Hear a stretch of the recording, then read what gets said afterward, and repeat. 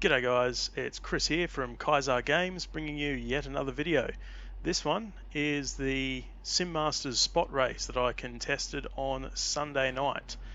Some of you may have seen me featuring in my younger brother Matt's stream over on Matt Nippers Spectre 16, I think his channel is called. And this is the race from my point of view. The spot races are something that Simmasters does in between their usual championship rounds. On Sunday night we were racing this little beauty, the Praga R1. It's like a little miniature LMP prototype car, this one. And I'll tell you what, it was an absolute handful.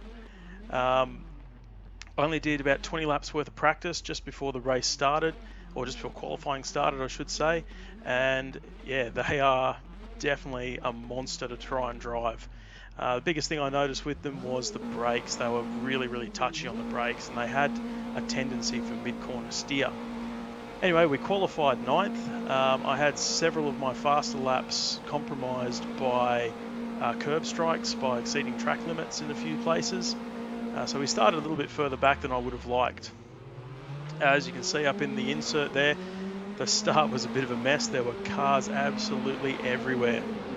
I had a pretty good feeling that as long as I stayed out of trouble, I might be on for a good result because, like I said, the cars were quite difficult to drive. Being a fun race, the Simmasters guys actually, as one of the guys exit stage left there at turn 2, they locked the setup, so we could only use, or everybody was driving on the same setup. As we come down into the chicane here, one dude outbraked himself by a good 50 metres and cleaned the way out, which is pretty common. But yeah, it was fixed setup, so we didn't have the luxury of being able to dial the car into our own personal preferences. However, it was about this point I think I was in 4th or 5th position, so I'd come up 4 positions just through all the shenanigans in the first couple of corners and thought, geez, that was alright. We missed all the carnage.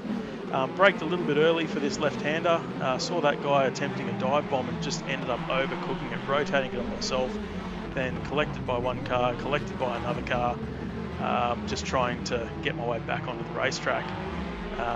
Stopped on the edge of the track there to let everyone cycle through, and all of a sudden I'd gone from 9th to 5th to the last in the space of a handful of corners. Yeah, they were a real struggle, this car. The best way to describe it, I suppose, touchy doesn't really do it justice. It had a very definite performance curve, and if you tried to take the car even fractionally out of that curve, it wasn't a case of missing an apex or running slightly wide. It was usually a case of the car just disappears. So here's a yellow car that I went past. There was a little bit of a rub on the way through just because that was the radius of the corner. He and I ended up having quite a few comings together. Yep, another crash down the chicane there. So I think at this stage I'd come back from 24th, I think was last place, and got myself back up to somewhere around 17th, I think.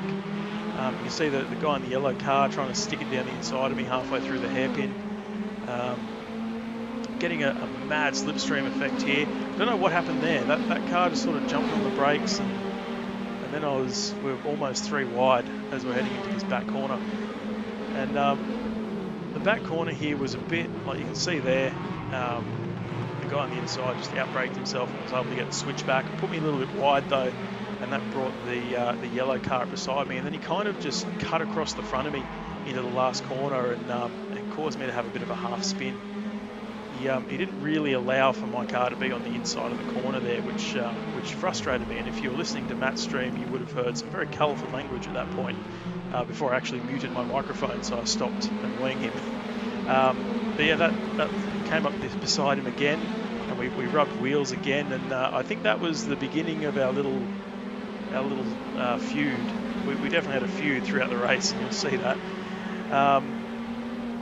But yeah, that last corner is a real tricky one, just with the elevation change and the fact that you want to carry more speed through there than you actually can, and it is really tricky. And trying to get 2 cars, and then I got wiped out there by a car that was, geez, that thing, it seemed to think it was a TARDIS. It was bloody moving all the way through time and space there, pretty consistently through the race. But yeah, that last corner, trying to get 2 cars through there is a bit of a nightmare, and he just didn't quite give me enough space on the inside, I don't think, anyway. We were still pretty well side by side. So yeah, this is lap 2. You know, a lot's happened in 2 laps, I'll tell you what. But yeah, so we have one car out there that's is getting worse ping than the Mars Curiosity rover, and he's skating all around the track. This guy just struggling for speed, I think, and I managed to slide down the inside nice and easy. And then here comes a car that just pings into existence right in front of the 2 of us. This is the beginning of lap 3, and I basically just sat there on the track for a little bit going, I may as well just park it because this is not going well. And yeah, the red car just continues to sort of pop in and out of our plane of existence. So yeah, that was an interesting little exchange. Turn 3 here was a real doozy of a corner. It was one of those ones where if you didn't quite get it right, the car just disconnected in the mid-corner and sent you wide like I just did there. And there were plenty of people doing it over the course of the race and practice and qualifying before it. Like I said, it was fixed setup. I'd love to jump in and have another go at this car, and I probably will in the future, where I can actually change the setup, because there were some fairly glaringly obvious things that I personally wanted to do to the car to make the car balance a little bit better. So we were restricted to brake power and brake bias, I think, and we could also adjust traction control, although I didn't really bother adjusting traction control at all. But brake power and brake bias. I ended up running the brake power at about 85%. I found that was a nice balance between having good brakes and locking up too much. Common complaint from a lot of the drivers, it was a complaint from myself and from Matt as well, was that the car was very prone to brake locking, particularly the front brakes. I think a lot of people were running a lot of front bias, and I sort of counteracted the locking by running a little bit more rear bias, because here we've got this car that's just, I don't know, I've got nothing. I really got nothing. Anyway, yeah, so I was trying to counteract it by running a little bit more rear bias. I think I was running about 3 or 4 clicks more rear bias than what Matt was. And that seemed to help a lot with the lockups and let me run a much higher brake pressure, which in turn allowed me to brake a little bit deeper in the corners and be able to pull the car up more effectively. The cars are really, really finicky. A lot of cars, if you just push that little bit too hard or you miss your braking marker by a couple of meters, you'll miss an apex and you'll keep going. These cars seem to be, if you missed your braking marker by a little bit, you weren't going to miss your apex, you were going to miss the corner entirely, or you were going to slide in the rear and all kinds of stuff. They were a really unpredictable car to drive. And only having sort of 20 laps worth of practice before we went into the hour-long qualifying session, I hadn't really got my head around it. I think as the race started, I think I'd started to get my head around it, but I was definitely lacking a little bit of pace on Matt. So Matt was in the mid-11s in qualifying and the low 12s in the race. I was in the low 12s in the race, in qualifying, sorry, and somewhere around it was hard to tell because I spent a lot of the race in traffic, but somewhere around the high 12s to low 13s for the race. So you can see here, there's old mate who's hasn't decided which dimension he's in yet, and I'll catch up to the blue car, which is actually running the counterpart livery to the car that I'm in. You'll notice that my car is not the traditional Mobil one with 61 on the side. It's actually a blue car. There were no custom liveries. Anyway, the guy that I just out slipstreamed decided to go down the inside of me, didn't brake really at all, and managed to collect our dimensional traveller, and that sort of freed me up and took a lot of uncertainty out of my race, because that guy wasn't popping in and out of our realm in front of me. So I was able to start concentrating on the race a little bit more. Middle phase of the race, as is so often the case in these sim races where everything goes wrong in the first couple of corners, was quite quiet. I was just sort of concentrating on hitting my marks, trying not to make any mistakes, trying not to get caught up in anybody else's accidents, and kind of hoping that the race had come back. I think at this point I was about 30 odd seconds behind the next group of cars. So there was the car that was in front of me here, which I can't remember if it was a lap car or not, but I was about 30 seconds behind the next group of cars, and so that's, you know, a third of a lap, or a bit over half of a lap. And so it was a bit of a challenge, because I was trying to catch up, but also trying not to bin it. And these cars were really knife edge, you know, like, and this corner here particularly, the last corner was really giving me problems. You see armful of oversteer coming off that corner on that particular lap. It was just one of those really weird corners where you nail, or at least me, I nailed it probably one lap in every 5 and really got it nicely and thought, yeah, that's quite good.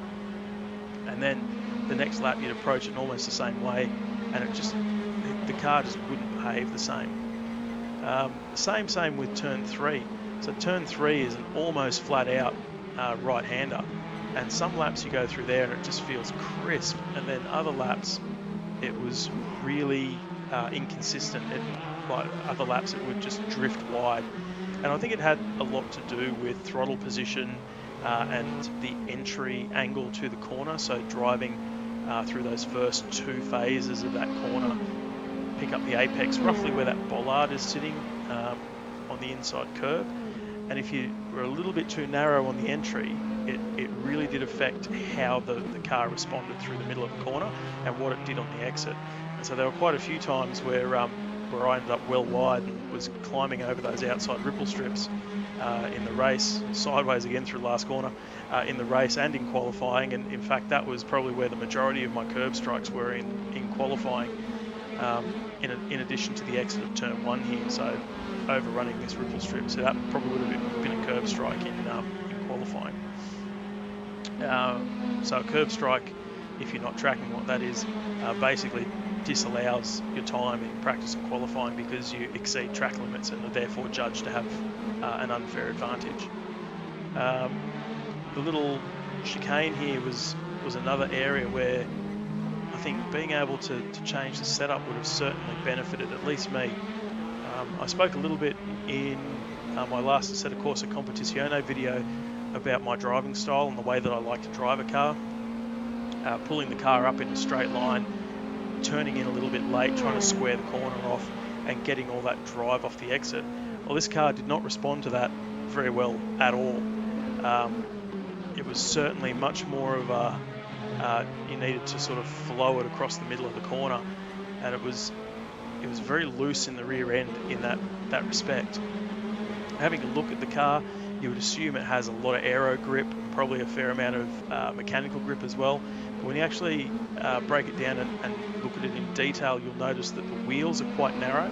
So there's a very small contact patch when it comes to the rubber on the road, or the simulated rubber on the road, which affects your mechanical grip.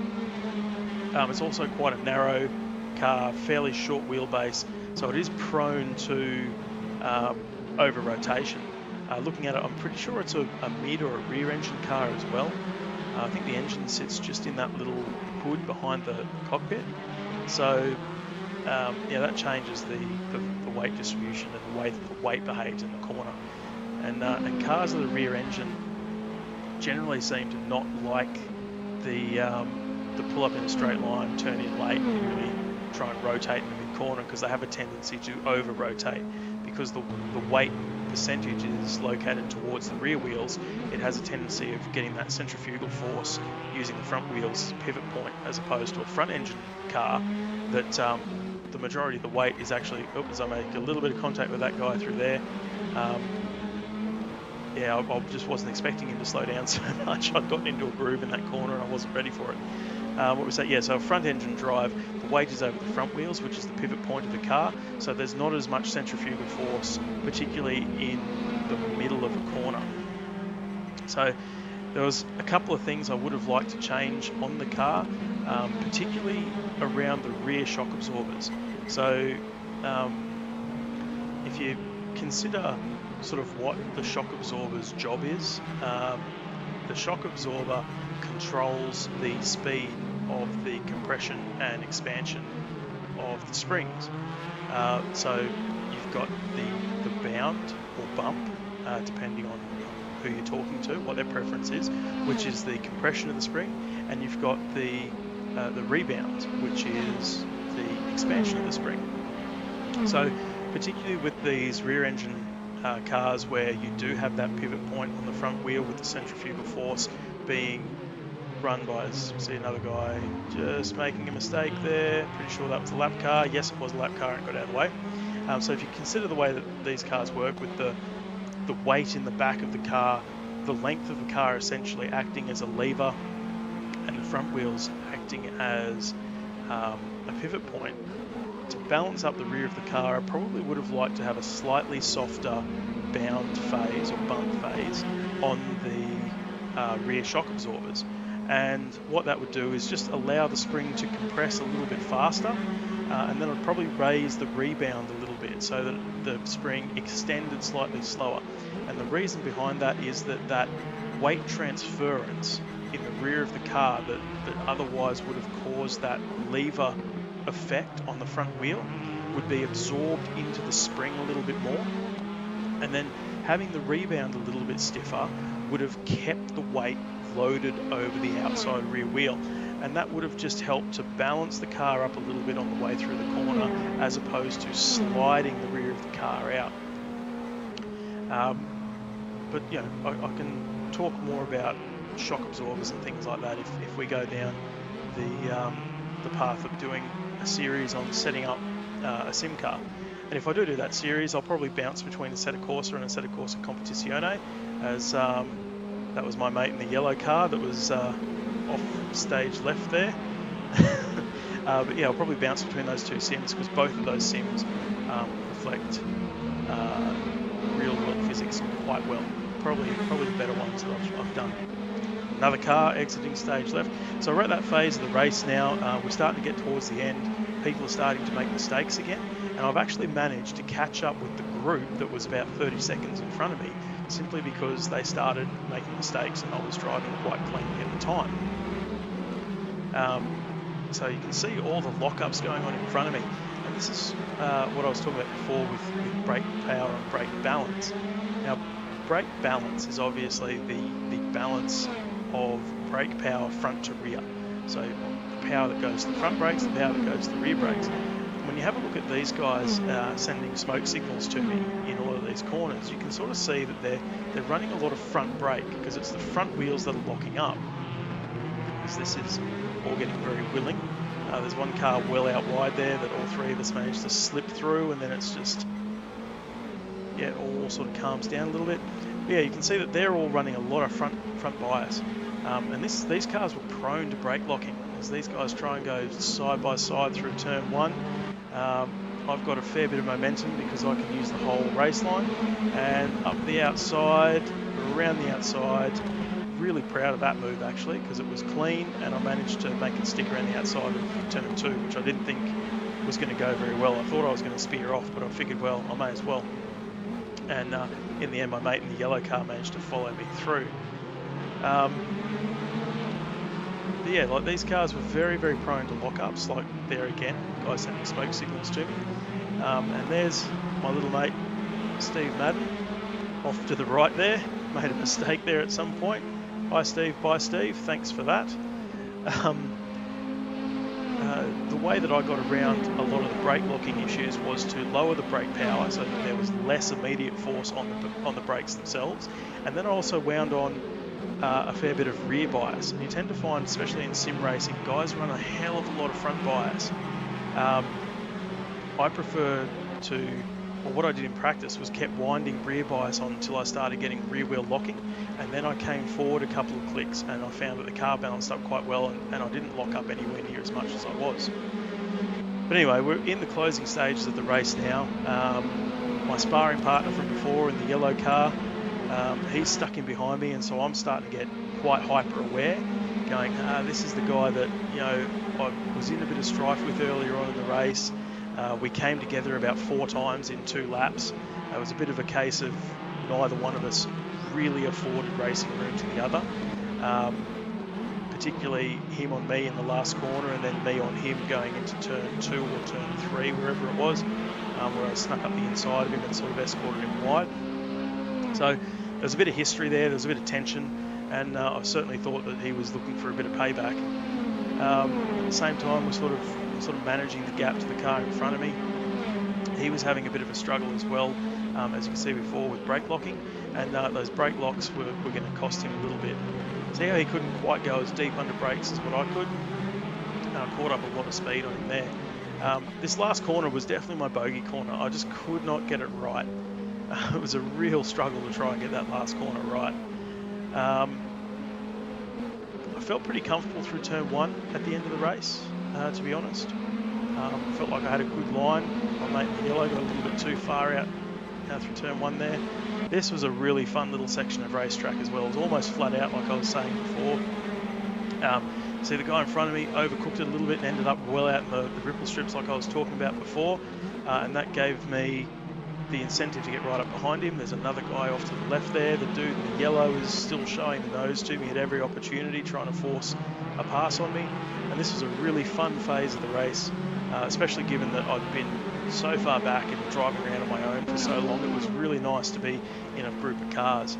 The guy in front of me started jinking around the straight a little bit. I wasn't sure if he was trying to break the toe or if he was trying to go defensive or what was going on. So I was like, oh, that's interesting. But we're right inside the slipstream, picked the brakes up, and he overshot just slightly, and I came down the inside of him. We made contact as he tried to do a bit of a switchback, gave the yellow guy the run on the outside of me, and again we came together in the last corner in exactly the same manner as we did earlier on in the race, which was a little bit frustrating. In that incident though, he actually gave me enough room. It was just bad timing. Steve had a lunge at me into the last corner, missed his braking marker though, and I managed to do a switchback. That was a common theme throughout the race, was people missing their braking markers and being able to effect a switchback.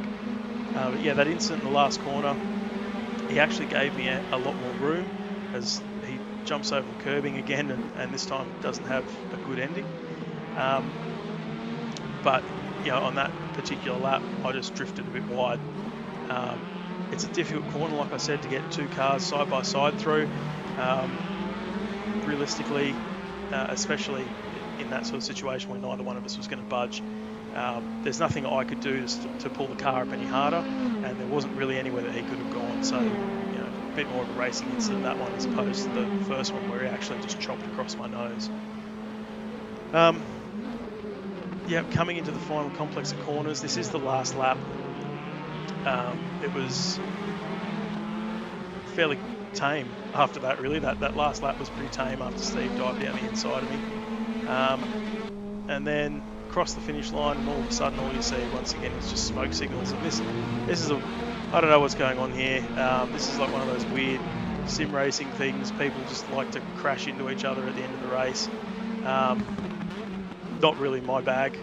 Like, I don't really enjoy that kind of stuff, so I kind of just drove past it and parked off to the side of the track there. But look, overall, that was the end of the race, and it was a lot of fun.